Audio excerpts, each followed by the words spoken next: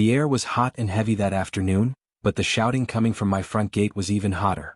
"This is private property," I screamed, charging out of my ranch house, my boots slamming against the dusty ground. 4 men in weird uniforms, black polo shirts with a big HOA security logo on the chest, were climbing over my fence. Their shiny badges looked fake. Their clipboards flapped in the wind.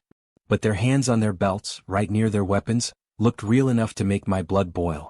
And standing behind them, arms folded, a smug smile plastered on her wrinkly face, was Karen, my neighbor from 3 houses down. Blonde bob haircut, bright pink sweater tied around her shoulders, and a little yappy dog at her feet. "You're trespassing," I shouted, pulling out my phone to record. "Get off my land before I call the real sheriff." One of the fake cops, a tall guy with a sunburned nose, barked back, "You're violating HOA codes. We're authorized to enter." I laughed out loud. My ranch wasn't even part of their stupid HOA. But before I could even finish typing 911 into my phone, one of them started kicking at my gate. Another started waving some crumpled piece of paper in the air, yelling about mandatory inspections and unauthorized livestock. That was it. They had no idea what they were walking into. "You want to inspect something?" I said, voice low and dangerous. I whistled. Loud. 3 short bursts. Just like my dad had taught me. The ground rumbled. A deep vibration that shook the empty water trough beside the fence. And then over the hill came the bulls. 5,000 pounds of raw muscle, horns gleaming under the burning Texas sun, thundering straight toward the so-called HOA cops. Karen's mouth fell open. Her tiny dog squealed and ran for cover. The fake cops froze for half a second, then all chaos broke loose. I crossed my arms and grinned. Good luck, boys. It all started 3 months ago when Karen decided she didn't like the new atmosphere I brought to the neighborhood. You see, I'm not the usual neighbor. I'm a rancher. Always have been. Got it from my dad before he passed. And while other folks had their nice white fences, shiny mailboxes, and tiny poodle dogs, I had longhorn cattle, working dogs, dusty boots, and a Ford truck that backfired like a cannon every morning. I wasn't trying to bother anyone. I kept my land clean. I fixed my fences. I didn't throw loud parties. I minded my own business. But Karen didn't like that. No. She wanted peaceful community values. She wanted HOA-approved lawns, plastic flamingos, and matching Christmas lights. She said my ranch made the neighborhood look trashy. The thing was, my land wasn't even inside the HOA boundaries. The official neighborhood map stopped 3 properties before it even touched my fence line.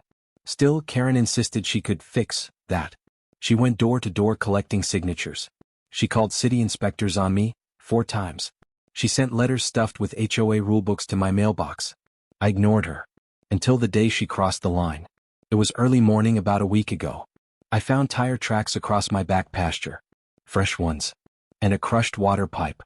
It looked like someone had driven onto my land, fast, and smashed right over my irrigation system. I checked my cameras. Guess who? Karen's bright blue SUV. License plate clear as day. I didn't even get mad. Not yet. Instead, I did something worse. I printed out a giant picture of her car driving across my field, stuck it on a plywood sign, and posted it right by the road. Trespassers will be prosecuted. Smile for the cameras, Karen. Neighbors laughed. Karen didn't. She was fuming mad. And a few days later, when I spotted a small meeting happening down at her house, clipboards, matching shirts, lots of pointing in my direction, I knew she was planning something. Something dumb. But even I wasn't prepared for what she did next. When the so-called HOA cops showed up, it was like watching a bad movie. First, they didn't knock. They didn't call. They didn't even leave a letter. They just barged in, climbing fences, waving fake badges, barking out orders like they were the FBI or something. Karen stood proudly behind them, arms folded, soaking in the scene like she was queen of the HOA. That's when I realized. She didn't just want to get me fined. She didn't just want me warned. She wanted me gone. Forced out. Kicked off my own land. And these rent-a-cops? They were just dumb enough to think they could do it. For a second, I actually thought about calling the real sheriff. I mean, this could have gotten ugly. Real ugly. And my gut told me that Karen would love to see me arrested, even if it meant lying under oath. But then I remembered something Dad used to say. You don't beat fools by playing their game. You beat them by making them realize they picked the wrong battlefield. So I whistled. 3 short bursts. Just like he taught me. And when I heard the thunder of hooves pounding the earth, when I saw those big, beautiful bulls come charging over the hill, I knew this was the right battlefield. The fake cops scrambled, stumbling over each other, dropping their clipboards and radios in the dust. One tried to pull out a taser, but he dropped it before he could aim. Another screamed, "Call animal control," before diving headfirst behind a hedge. "Karen?" She shrieked like she'd seen a ghost. Tried to run, but her little dog got tangled around her ankles and she face-planted into a muddy puddle right outside my gate. And the bulls? They kept coming. 5 tons of angry, snorting, stomping Texas power, aimed straight at the trespassers. I didn't move. I didn't shout. I just leaned against my fence post and watched. Because the real show had just begun. The bulls hit the fence at full speed, hooves pounding, snorting hot air through their big nostrils. They didn't jump the fence, they didn't have to. The way those fake HOA cops were running, you'd think the fence was invisible. One guy, the tallest one with a patchy beard, tried to make a break for it across the field. Bad move. Old Thunder, my biggest bull, spotted him and let out a roar that shook the ground. The man yelped, dropped his clipboard and sprinted like his life depended on it, which honestly wasn't too far from the truth. Another one dove headfirst into a patch of thistles, probably thinking it was cover. It wasn't. Karen, meanwhile, sat on the ground, her designer jeans covered in thick mud, screaming at the top of her lungs. Call the police. Call the National Guard. Do something. Her little dog barked and yipped, running circles around her like it was the funniest game ever. Meh. I leaned on the fence, arms folded, chewing on a blade of grass like I didn't have a care in the world. I couldn't have scripted a better show. But it wasn't over yet. Because while most of the fake HOA cops ran for their lives, one genius had a different idea. He pulled out a canister. Bright red. Big letters, pepper spray. He sprayed it, at Thunder. I blinked. Did he really just do that? The mist hit Thunder square in the face. For 1 second, everything froze. Karen stopped screaming. The little dog stopped barking. Even the other bulls paused, snorting and stamping their feet. Thunder shook his giant head once. Twice. Then he let out the loudest, angriest, most earth-shaking bellow I had ever heard in my entire life. And then he jumped the fence. Before all this madness happened, I guess I should explain how I ended up with bulls guarding my property in the first place. See, my ranch used to be a quiet place. Peaceful. Just me, my cattle, and the stars at night. After Dad passed away, I kept the place going because it was more than just land. It was our history. It was our life. But in the last couple of years, this part of Texas had been changing fast. Old ranches were being bought up, bulldozed down, and turned into luxury communities with fancy names like Sunset Trails and Willow Creek Estates. And with them came people like Karen. People who didn't understand ranch life. People who thought fences were decorations instead of necessities. People who thought cows were unsanitary and that roosters were noise violations. At first it was just annoying. Petty complaints. Sideways glances at the grocery store. But then the new HOA started flexing its muscles. Fines. Warnings. Petitions. I stayed polite. I stayed calm. I stayed out of it. But when they tried to rope my ranch into their HOA without my permission, that's when I decided it was time to fight fire with fire. I doubled down on what made my ranch my ranch. I rebuilt my cattle pens. I bought new stock. And I invested in Thunder and his brothers, the biggest, baddest bulls this side of the Rio Grande. Not for fighting. Not for show. For protection. A living, breathing wall of muscle that no HOA security guard could cross without thinking twice. Or so I thought. When Thunder jumped the fence, time slowed down. It was like a movie in slow motion. The man with the pepper spray dropped his canister and tried to backpedal. But Thunder wasn't having it. With one giant hoof, Thunder stomped the ground, spraying dust and dirt everywhere. Then he charged. The guy screamed, flailing his arms like a windmill before diving into the nearest feed trough, a giant metal tub half filled with rainwater. Splash! Water and mud flew everywhere. The guy sat there, dripping wet, gasping for air, while Thunder stood over him, snorting steam like a dragon. The other fake cops had long since disappeared, running down the road, leaping over hedges, one even abandoning his radio in the middle of the street. Karen, meanwhile, was trying to crawl back toward her car, slipping and sliding in the mud like a turtle on ice. And me? Still standing there. Still chewing on my blade of grass. Still smiling. But even as I enjoyed the show, a small knot of worry tightened in my gut. What if the real police showed up? What if someone called animal control? What if Karen twisted the story to make it look like I sicked Thunder on her on purpose? I knew how fast things could turn in a small town like this. One bad rumor could wreck everything my family had built for generations. I had to think fast. I pulled out my phone and hit record again, capturing every second. The pepper spray. The trespassing. Karen screaming orders. Everything. Proof. Proof that I wasn't the aggressor. Proof that they broke the law first. Proof that Thunder was only defending his territory. It wasn't much, but it might just save my ranch. Thunder finally backed off, satisfied that the man in the water trough was no longer a threat. The guy scrambled out, soaking wet, covered in mud, and ran, leaving his shoe floating in the water behind him. Karen reached her car, fumbling with her keys, slipping twice on the muddy ground. She yanked the door open, threw her dog inside, and tried to drive away. But the bulls weren't done yet. Thunder and his brothers lined up side by side, blocking the driveway, their massive bodies forming an unbreakable wall of muscle. Karen slammed on the brakes, her car fishtailing in the mud, and screamed again, louder, more desperate. And that's when I heard it. The wail of real sirens. Coming fast. Lights flashing red and blue over the hill. The real cops had arrived. The sirens got louder, and then, whoosh, 2 sheriff's cruisers came tearing up the dusty road, lights spinning, tires screeching as they slid to a stop just outside my gate. Karen jumped out of her car, waving her arms like she was stranded on a desert island. Help me. Help. He let wild animals loose on us, she shrieked, pointing straight at me. The bulls still stood firm, lined up across the driveway, snorting and stomping, daring anyone to come closer. The sheriff himself stepped out of the lead car. Tall. Heavy boots. Tan uniform dusted with dirt. His name patch said Sheriff Harris, and believe me, he wasn't a man you wanted to mess with. He pushed his sunglasses up onto his forehead, surveyed the chaos, then looked right at me. Mind telling me what the heck's going on here, son? He said, voice low and dangerous. Before I could even open my mouth, Karen sprinted up to him, grabbing his arm. Arrest him, she cried. He's a menace. He threatened you. He unleashed dangerous animals on us. Sheriff Harris gently peeled her hand off his arm like he was handling a wild cat. He turned back to me. You first, he said calmly. Your side of the story. I didn't panic. I didn't shout. I simply reached into my pocket and handed him my phone. Everything's on video, Sheriff, I said. From the moment they trespassed to the moment they attacked my bulls. He raised one eyebrow, pressed play, and watched. The fake HOA cops climbing the fence. Karen cheering them on. The guy spraying Thunder with pepper spray. Karen slipping in the mud. Sheriff Harris watched the whole thing in silence, his face stone cold.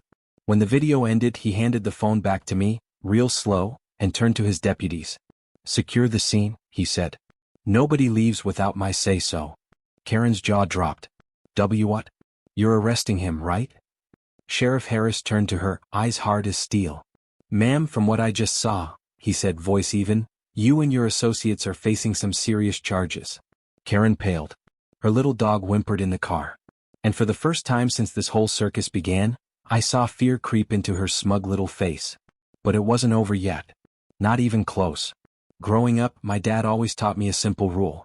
You take care of the land takes care of you. But you gotta protect it when trouble comes knocking. When I took over the ranch, I never thought I'd have to protect it from neighbors, or fake cops, or crazy ladies with pink sweaters. I thought it would just be coyotes, storms, and the occasional stray cow. But things were changing. It wasn't just Karen. It was the whole mindset of the new people moving in. They thought land was just something to look at, not something to live on. They didn't understand the bond between a rancher and his animals, his soil, his freedom.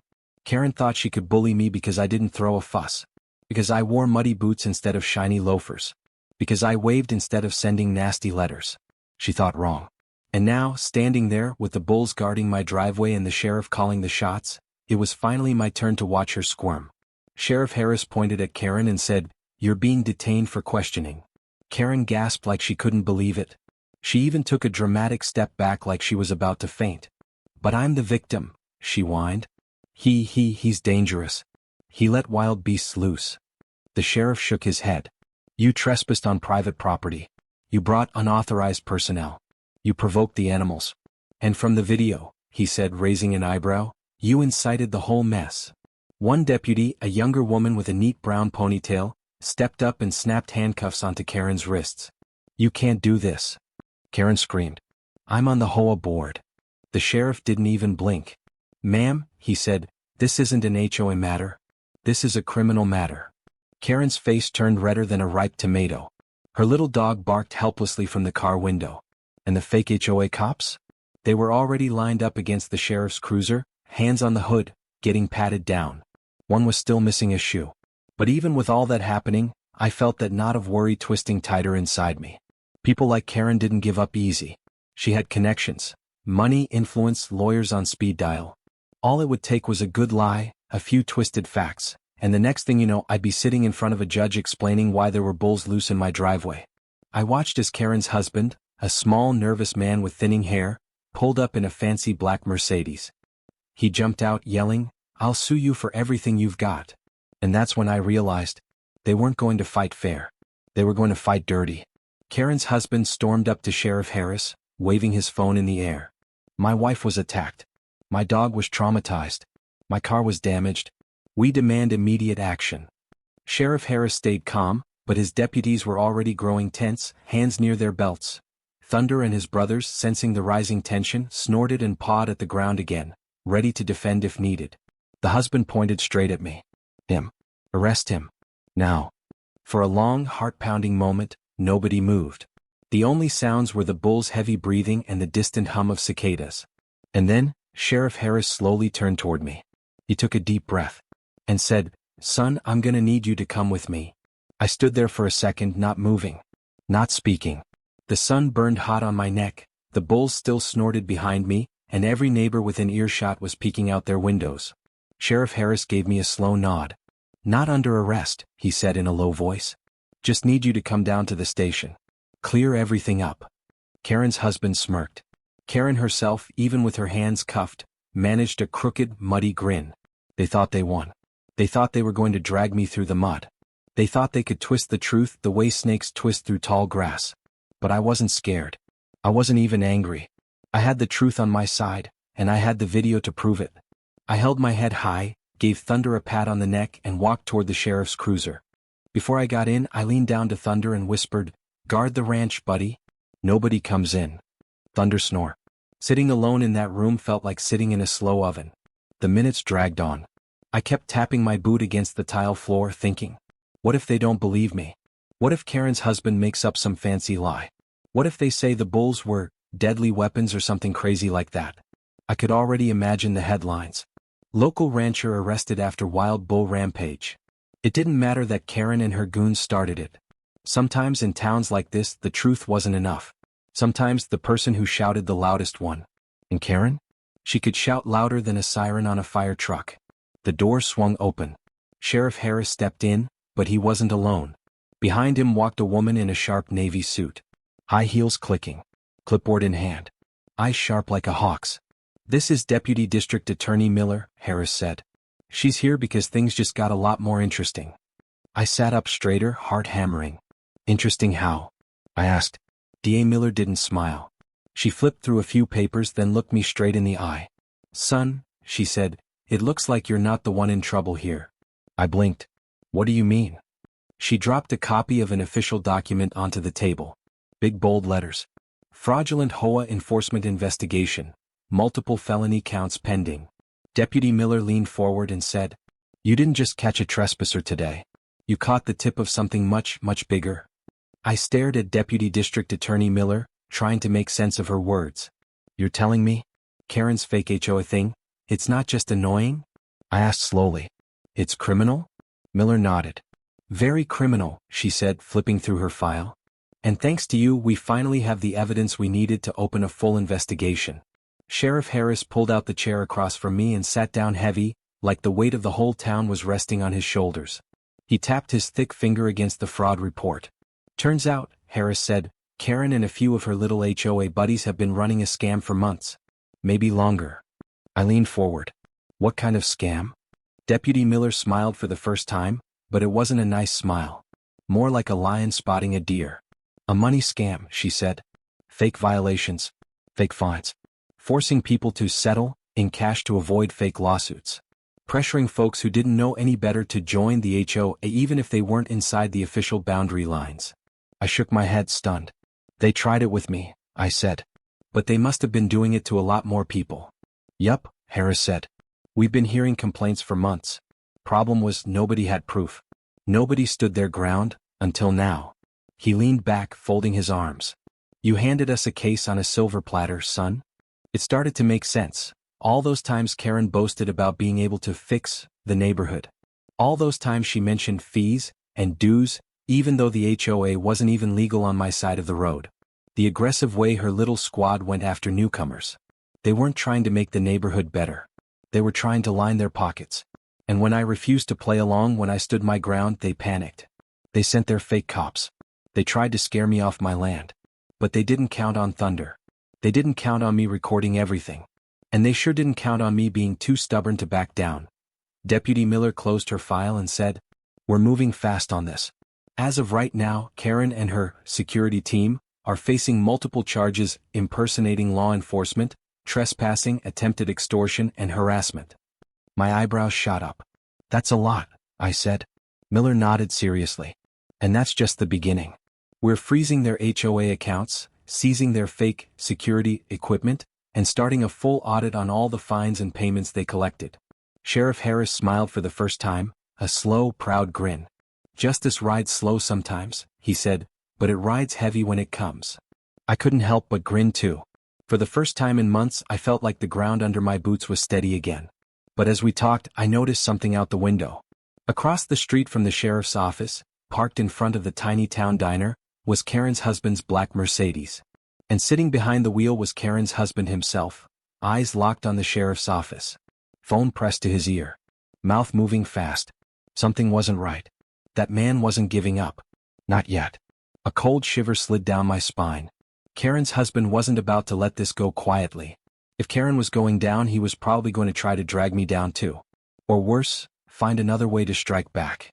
Sheriff Harris followed my gaze out the window. He scowled. "I don't like that," he said under his breath. Deputy Miller leaned in. "You think he's calling a lawyer?" Harris shook his head grimly. "Maybe. Or maybe something worse."